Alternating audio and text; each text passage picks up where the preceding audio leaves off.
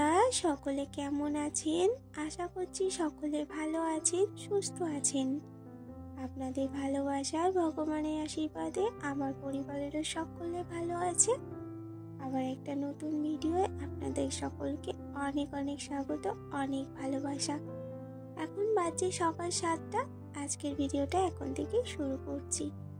দেখতে থাকুন পুরো ভিডিওটা। আশা রাখছি ভিডিওটা আপনাদের ভালো লাগবে। সবার আগে উপরের ঘরটা গুছিয়ে নিচ্ছি। কারণটা হলো নিচে চলে গেলে উপরের ঘরটা আর গোছানো হবে না, এলোমেলোই রয়ে যাবে আর অনেকটা বেলাও হয়ে যাবে। আর কি বলুন তো, যখনই যেই কাজটা তখন করলেই ভালো লাগে। এই যেমন বাসি ঘর বিছানা সকালবেলা করতে ভালো লাগে, বেলা হয়ে গেলে না আর একদমই ভালো লাগে না, কিরকম একটা যেন লাগে। তুমি বিছানাটা গুছিয়ে নিয়েছি আর ঘরটা ঝাড়টাও দিয়ে দিয়েছি আর একটু জলে ছিটা দিয়ে দিয়েছি। আজকে আর ঘরটা নাতা দেব না, কালকে দিয়েছিলাম।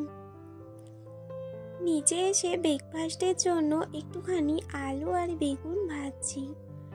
একসাথে 1.5 কেজি বেগুন কিনে নিয়ে চলে এসেছিলাম।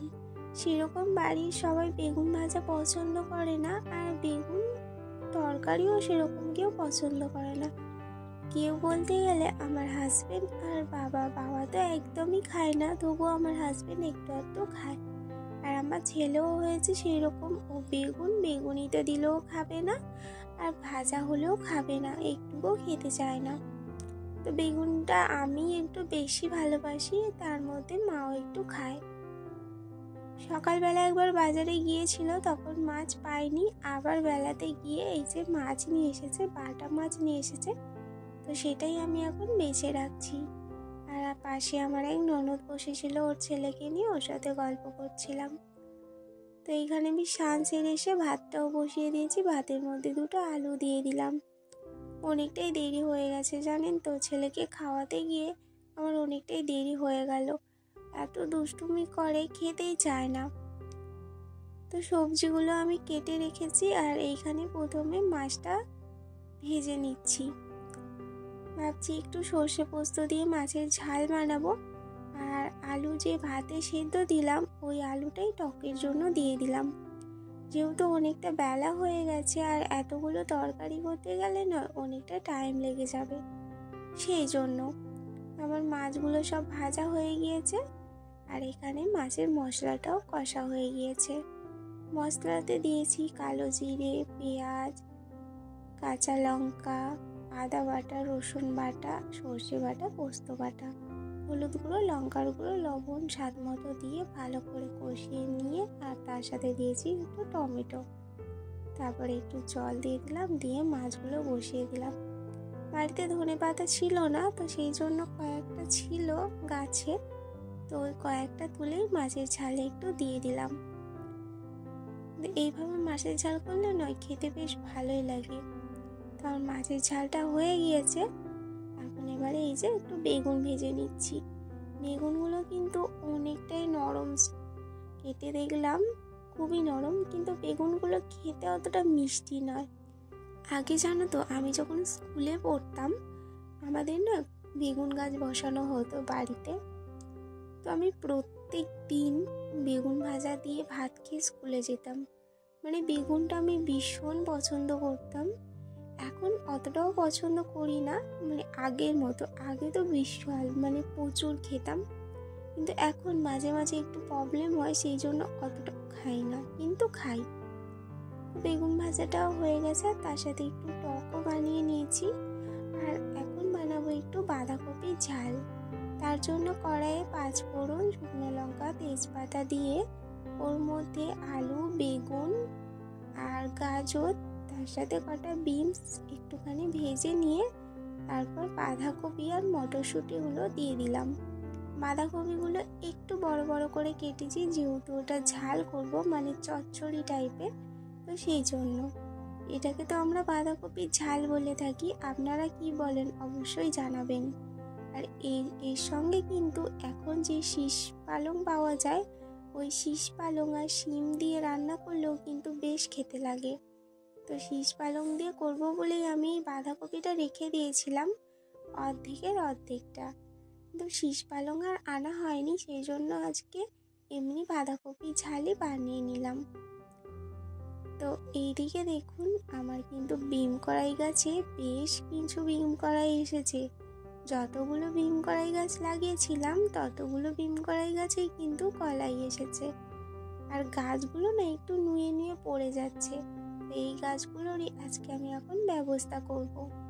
তো সেই জন্য এখানে এই যে একটা লাঠি নিয়ে নিয়েছি, এটাকে ছোট ছোট করে কেটে নিয়ে যেই গাছগুলো নিচু হয়ে গেছে মানে মাটির সাথে পড়ে গিয়েছে ওইগুলোকেই আমি এখন একটা লাঠির সাহায্যে বেঁধে দেব। এখন অনেকটাই সন্ধ্যা হতে চললো, মানে অনেকটাই বিকাল। এর আগে খাওয়া দাওয়া করার পর একটুখানি রেস্ট নিয়েছিলাম, তারপরে কাস্টমার এসেছিল, পার্লারে কাজ করলাম।